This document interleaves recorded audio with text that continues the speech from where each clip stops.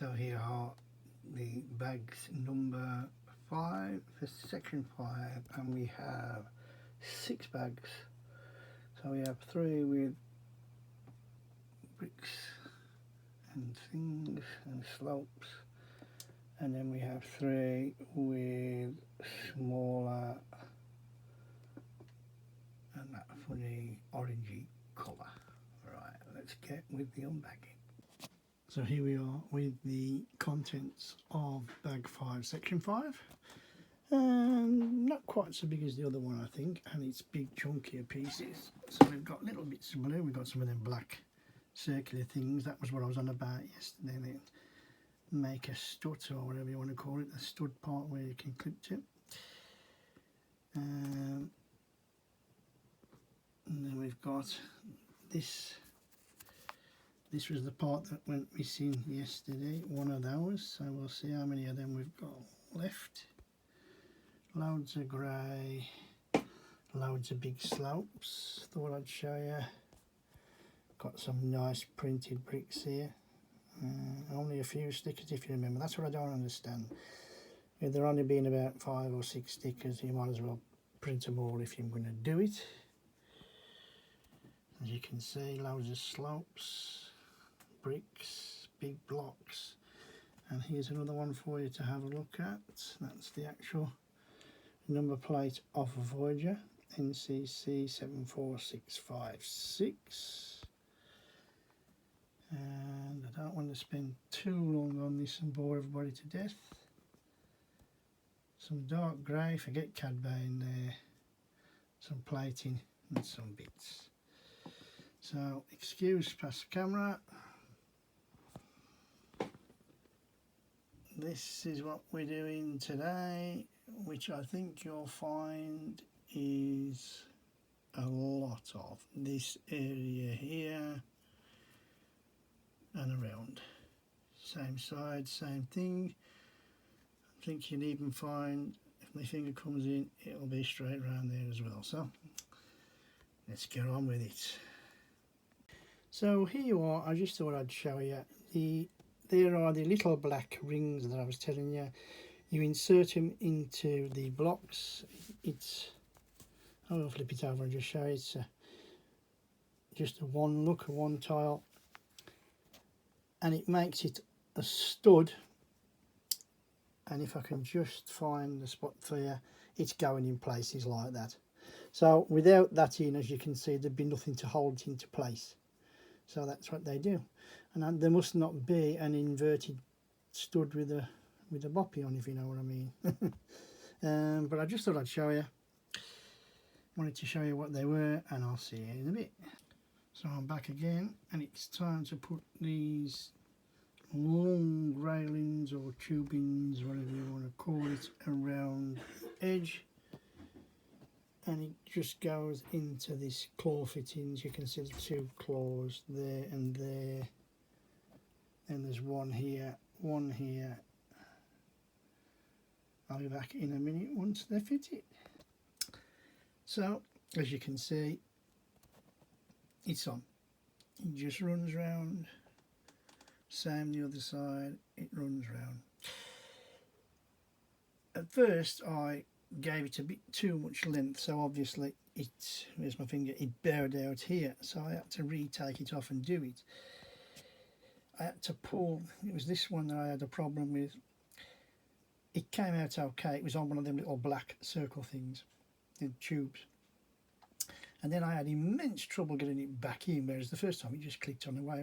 But then again, if I'm honest, it's back in there and everything's okie-cokey. So with that, let's get on with the build. So we've just put it in, a piece here and then a piece here, and that, as far as I can tell, according to the book, is the bottom fairly done. So I'm going to turn over now, and then we start on the top. Just worthy of note now, as you can see, we're putting the slopes on, and you have to be careful because again there's nothing underneath. You can put your hand under, but don't forget you've got that rail underneath the bottom as well. That side I managed to get on fairly well. This side there was a slight alignment difference where I couldn't get that particular one on. Managed to get that on first and then the other one went on. But again, you've got to be so careful with the pushing, otherwise everything comes apart. Off we go. So here is the conclusion of bag 5. We've worked on the underside and the overside. And I'm going to start with the underside, and as you know, we carried on plating. Nice little printed brick. That looks good, doesn't it, for the number? And then we did the plastic tubing, as I said, which was fine. I will slightly turn this as long as I've got the room not to knock it off, which I'm okay, I think. No, I'm not. Just now I am. Right, and you can see, if you look at that now, that's a lovely view actually of the underneath. And like I say, that's the missing tile, which is going to be interesting. As again, you can see the actual wire there. And then I'm just going to swing back here and say we did the panels here, here, here to finish off the more or less the body of the Voyager. That looks good with the extra here, the curves here in and here in again. Nice intricate builds. And then it was time to flip it over, which I'm going to do right now. And then, so with the underbelly, we started off with the grey plate here. That went in. We then built this orange section here, and then we started with these front sloping plates. So we did the first lot underneath, not the top,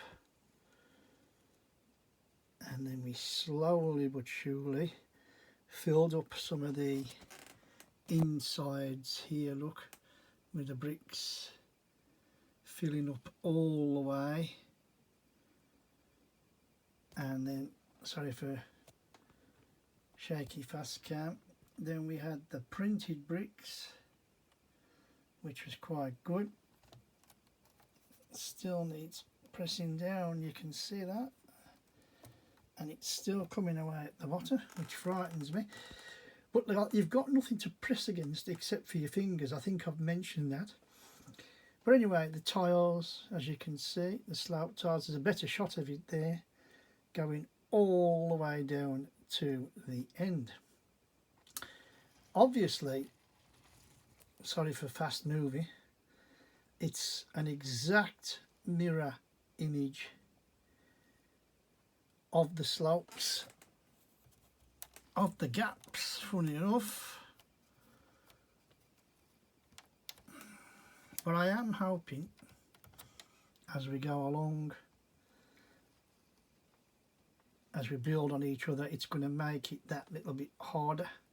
Don't really know what the orange little, I call them feet really, they're going to add to, but then we'll see. Once we'd done that, it was then time for the second layer. Basically what we did first is we built this semicircle here with the two little diagonal grills. I think they're grills if I remember rightly. Yeah, they are grills. Cheese grills. We then put these a slopey here and then the big plates at the side. Nice decoration. I did have to changed that one with a spare because it kept falling off. So either the stuff on here at the top is too small, or the inside of the one that I was trying was too big. Anyway, changed it, it's sticking on, excellent stuff. Then you start to do only a little bit of, as you can see, the second row, and I'm quite sure that come the next bags, I think the start there is a bit more underneath for the underbelly to do, and then we'll start getting to the more of these angled slopes that's going to build up to the Voyager bridge itself and all stuff like that. My only problems with this build, there was no pieces missing, that's the first good thing to say. Like I say, my only problems is pushing things together, whether it be the slopes or the plates, because there's no flat. I'm tapping my table here, because there's no flat to do. You've only got your hand to actually make stuff really tight, and it isn't as easy as you would think, or not for me anyway. I mean, I have got sausage fingers. I will say you can see there's a big roll of sellotape at the bottom, sticky tape. I have got that there purely to balance it up, because it's very top heavy now. You take the sellotape out and it immediately drops down. And that was it really. Quite enjoyable, apart from, like I say, clutching the things together and trying not to break the plates off. Everything went together fine and I'm loving it. If you like what I'm doing, please give us a thumbs up, and you can comment about the set or me in the box if you so wish to. And if you want to follow us on this journey, if you want to see, you know, there's 3 bags to go, I think. Yeah, 6, 7 and 8. I think 6 is a lot bigger bag. And click on that subscribe button and you'll eventually see Voyager grow, hopefully, to how it should look. And with that, I will leave it there, and I will just say, like I normally do, my name is Kev, I am Square Ghost, and I'll see you all on the flip side.